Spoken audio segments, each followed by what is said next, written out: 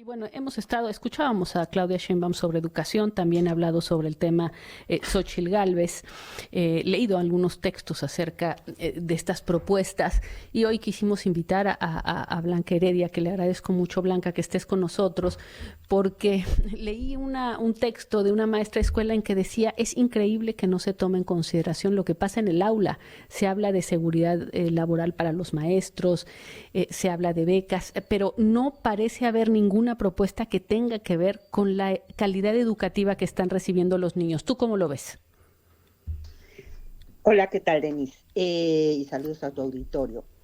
Mira, en efecto, hay varias cosas que distinguir en la propuesta general de la nueva escuela mexicana del gobierno del presidente Andrés Manuel López Obrador. En términos de planes de estudio como tal, ¿sí? O sea, cuáles son los contenidos específicos que se van a Sí, ver en sí. los diferentes grados escolares.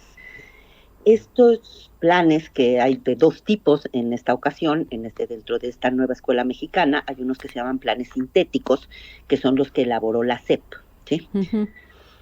Y esos son muy parecidos, hay que decirlo ya después de una revisión muy exhaustiva, a los planes de estudio del 2017, que eran unos buenos planes de estudio en el sentido de incluir pues todo lo que deberían de incluir un plan de estudios para primero de primaria y así sucesivamente. El problema viene por dos lados. En primer lugar, esos planes sintéticos, esos planes de estudio que son los que establece la SEP, no se corresponden de manera clara con los libros de texto. Eso sí es muy distinto a como era en el pasado.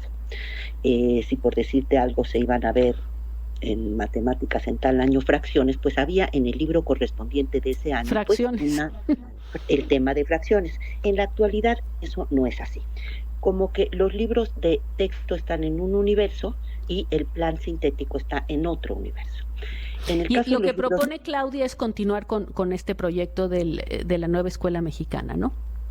sí, sí, efectivamente, pero si uno lee con cuidado, digamos, la parte que tiene que ver con educación, menciona específicamente la siguiente expresión: aterrizaje en aula de la nueva escuela mexicana, que es a lo que se refiere, si yo entiendo bien el comentario de la maestra, pues justamente a eso. Aterrizar en el salón de clases, que es donde al final de cuentas ocurre o no ocurre, déjame llamarlo así, la magia de la educación, ¿no? De que se vayan moldeando las cabezas y moldeando los comportamientos de las y los alumnos a través de su interacción con los maestros.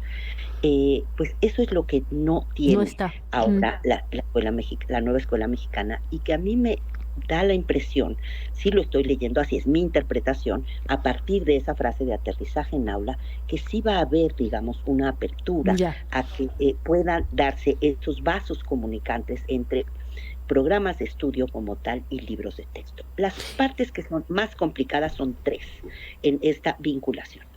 Los libros de texto proponen una transición radical que en ninguna parte del mundo se ha intentado, que es pasar de una educación por asignaturas a una educación por proyectos. En Sí. muchas escuelas activas desde hace muchos años se hace así, pero no se hace así para el conjunto de los contenidos curriculares en primaria, por ejemplo, sino que se supone que ya los niños en algún lado aprendieron específicamente lectura de comprensión, aprendieron aritmética, etcétera, y luego ya pueden juntar esos conocimientos con otros a través de proyectos.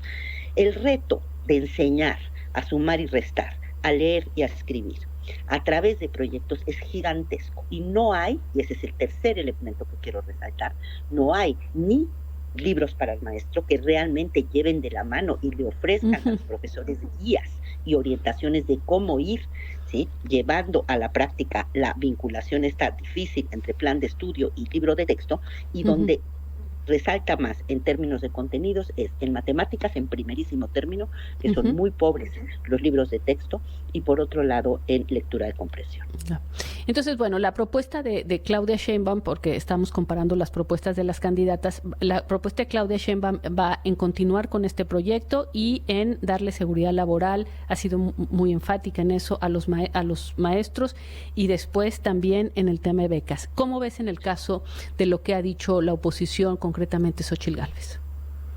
Bueno, pues ha recuperado básicamente el discurso que venía siendo el predominante, digamos, hasta 2018 en México y que sigue siendo predominante en muchas partes del mundo, inspirado mucho en el trabajo muy importante de la OCDE ¿Sí? en torno a la prueba PISA, y en donde lo que se enfatiza en primerísimo término es el tema de la calidad educativa. No es nada Exacto. más darle a los niños un pupitre, sino es asegurarnos que ese tiempo que los niños pasan en la escuela redunde en beneficio de que adquieran conocimientos, habilidades.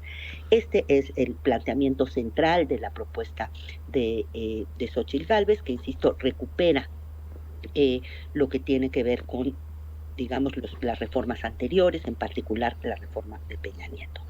Y efectivamente Claudia Sheinbaum se concentra más en cobertura, en mayor autonomía docente, en mayor seguridad para los docentes, en infraestructura escolar, en ampliación de las becas.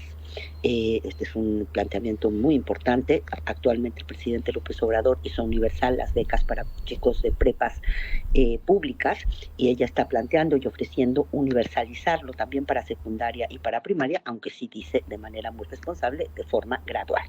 No está como tal el tema de calidad, y desde luego no está con la centralidad en el caso de Claudia Sheinbaum, que sí está en Xóchitl Gálvez.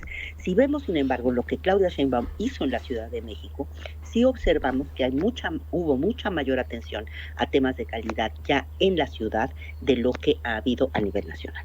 Lo cual me hace pensar, en caso de que Claudia Sheinbaum fuera presidenta de la República, pues se quedará con los aspectos positivos de la nueva escuela mexicana, que son diversos y no voy a entrar en ellos, pero que al mismo tiempo sí habrá el espacio para atender estas deficiencias de la nueva escuela mexicana, al menos hasta donde nos quedamos ahorita en este sexenio. Fíjate que leyendo y oyendo las propuestas que hacían, ayer estuvo en el estudio y estuvimos aquí en el estudio platicando con Xóchitl Gálvez, y lo que me pareció muy importante es la visión de para Xóchitl, y por su propia biografía, la escuela es el camino de salida de la pobreza. Un camino individual, por cierto, que tiene que ver con el esfuerzo, etcétera. En el caso de Claudia Sheinbaum, tengo la impresión que la escuela es un universo colectivo, en donde están la comunidad, los alumnos, los maestros, no sé, ¿estarías de acuerdo en esto que te estoy diciendo? Bueno, totalmente. Le das, digamos, creo yo, a una de las diferencias fundamentales. Digamos, el discurso anterior a 2018 en el caso mexicano, que era un discurso compartido a nivel global, al menos en Occidente, bueno, en buena parte del mundo, se privilegiaba aprendizajes individuales. En cambio, la propuesta del presidente López Obrador, retomada por Claudia Sheinbaum, pone lo colectivo en el centro. Lo importante es lo que sabemos en común, y lo que importa es armar comunidad, ¿sí? Yo creo que si bien se fueron un poquito al exceso de no considerar ciertas habilidades que son fundamento de todos los otros aprendizajes, que son concretamente lectura y matemáticas, a mí me parece que es ese giro a favor de lo comunitario en un contexto en que tenemos que volver a tejer los lazos entre los mexicanos, entre las personas. Me parece que es fundamental. Bueno, pues vamos a ver este Y tema. ocuparte del contexto, que es una cosa que tampoco tomaba tan en cuenta, digamos, la visión anterior, y en este caso es central. Otra cosa que la nueva escuela mexicana pone también en el centro es la autonomía docente, ya de manera formal, explícita. En la práctica ocurrió siempre que se les ocurrían diferentes cosas acá en la SEP, ¿sí? Y a la mera hora dejaban a los maestros un poco a la intemperie, y los maestros tenían que hacer lo que podían.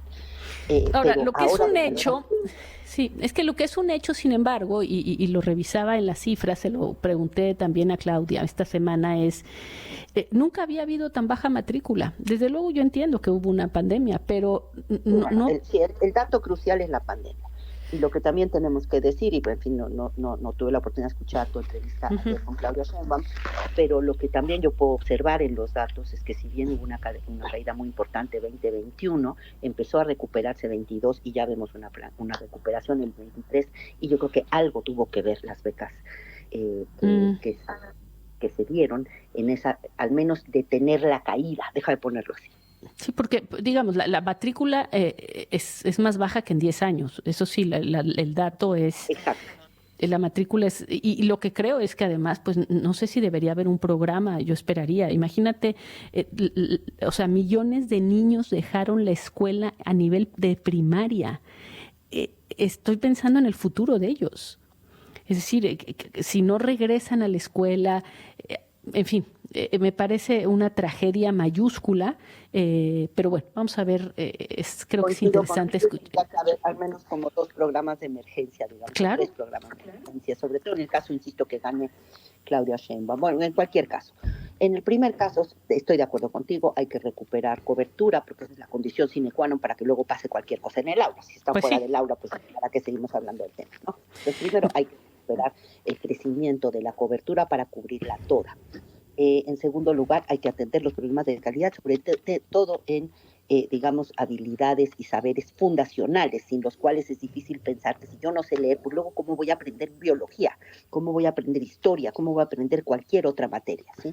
Y lo mismo para el caso de aritmética básica, ¿sí? De razonamiento matemático, razonamiento abstracto. En tercer lugar, y ahí sí, sobre todo si gana Claudia Sheinbaum, pues habrá que ver cómo le ponemos patitas y presencia y realidad y operatividad real en el aula Sí, a la eso que nueva me... escuela. Muy bien, pues te agradezco muchísimo. Vamos a tratar de hacer esto pues con los diferentes rubros que van presentando. Pero bueno, te agradezco muchísimo, Claudia, Claudia, ya viste, Blanca, que me hayas Y compartido. nada Dime, más una cosita, permíteme. De lo que dime. dice Xochitl, que la educación es la solución de todos los problemas, eso es falso, empíricamente.